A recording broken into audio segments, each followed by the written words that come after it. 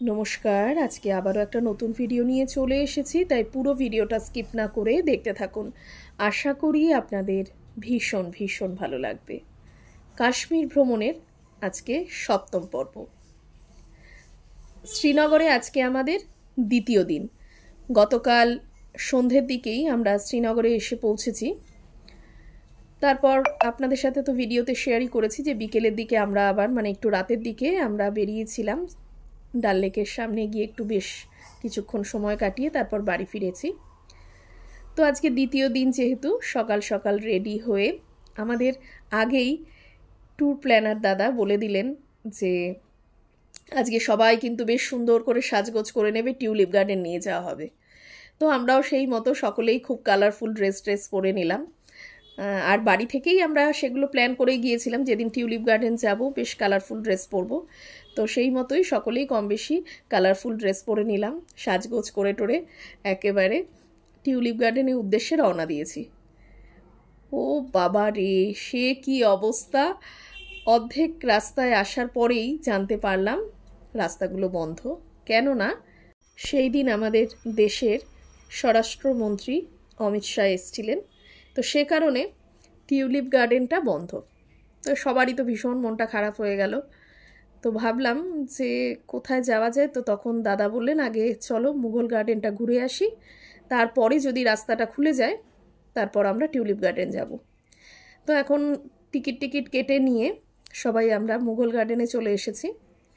আর Mughal garden Mughal সাম্রাজ্যের সময় থেকেই তৈরি, আর এই সময় এই গার্ডেনগুলো তৈরি করা হতো ওনাদের বিনোদনের জন্য, কখনো কখনো আশ্রয়ের জন্য, কখনো বা বিশ্রামের জন্য। তো এই রকম মুঘল গার্ডেন শুধুমাত্র জম্মু কাশ্মীর বা শ্রীনগরে নয়, দিল্লিতেও রয়েছে। তো যাই হোক, মুঘল গার্ডেনে এসে বেশ ভালোই লাগলো। অনেকটা জায়গা নিয়ে মুঘল গার্ডেন তৈরি, আর পাথরগুলো দেখুন অনেক পুরনো, সত্যি দেয়ালগুলো ঘেঁষে যখন আমরা উঠছি সিঁড়ি দিয়ে, অদ্ভুত একটা শান্তি, ভীষণ ভালো লাগছিল। এখানে সেই সময়কার মুঘল সময় ওনাদের স্ত্রীরা এখানে সময় কাটাতেন বিনোদনের জন্য, ওনাদের বিনোদনের জন্য এখানে বাগানের ব্যবস্থা হয়েছিল। তো এগুলোই আমরা গল্প শুনেছি আর কি। তো এখন আমরা সিঁড়ি দিয়ে উঠে যাচ্ছি উপরের দিকে, আর উপরের দিকটা জুড়েই রয়েছে এত বড় উদ্যান। এবার এখানে সকলে মিলে ছবি তোলা, বেশ সুন্দর ঝর্ণা রয়েছে মাঝখানে, আর 4টে ভাগে ভাগ করা এই গোটা বাগানটি। চারদিকেই ফুল গাছ রয়েছে আর মাঝখানে রয়েছে ঝর্ণা। তো সকলে খুব মজা করলাম, খুব আনন্দ করলাম, এখানে অনেকটা সময় কাটালাম, সবাই সবার মতো ছবি তুললাম। যাই হোক, তবুও মনের ভেতরে একটা তো কষ্ট ছিলই যে টিউলিপ গার্ডেন যাব বলে আসলাম আর এই রকম অবস্থা।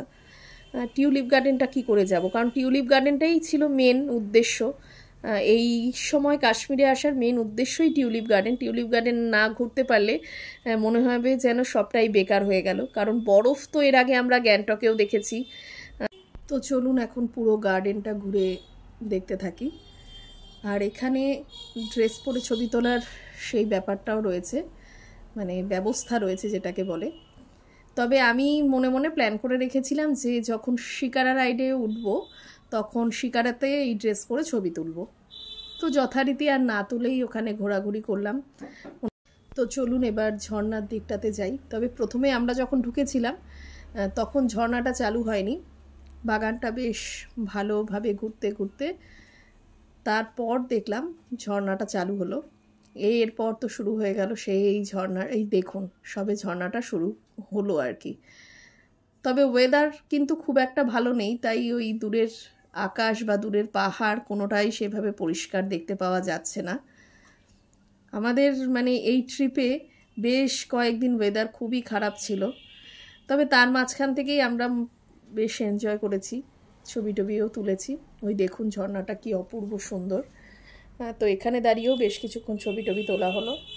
আর মোহর তো সমানে রেগে যাচ্ছে, বলছে তুমি আর ঠাম্মি মনে হচ্ছে যেন সব থেকে বেশি বেশি ছবি তুলছো। আসলে ও না খুব ভালো ভালো পোজ জানে, তো নিজে বেশ সুন্দর দাঁড়াচ্ছে ঠিকঠাক পোজ নিয়ে, আর আমরা তো সেই সব কিছুই জানি না, ওকে দেখে আবার কপি করছি, বলছে আমাকে দেখে কেন কপি করছো।